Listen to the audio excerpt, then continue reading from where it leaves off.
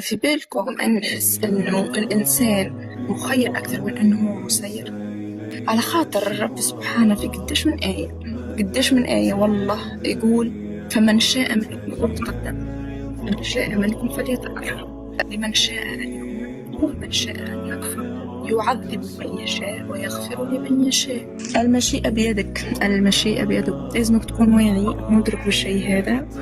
باش تقولوا لي لا يصيبنا إلا ما كتب الله لنا، لاحظتوا قال لنا وليس علينا.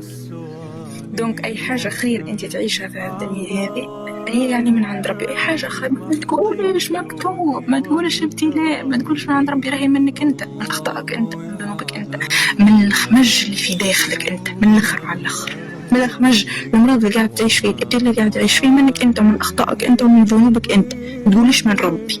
ربي يحب لك كان الخير. هل لاحظتوا سيدنا إبراهيم يقول في القرآن: الذي خلقني فهو يهدين، والذي يطعمني ويسقين، وإذا مرضت فهو يشفين. هل لاحظتوا قال الذي خلقني والذي يطعمني ويسقين؟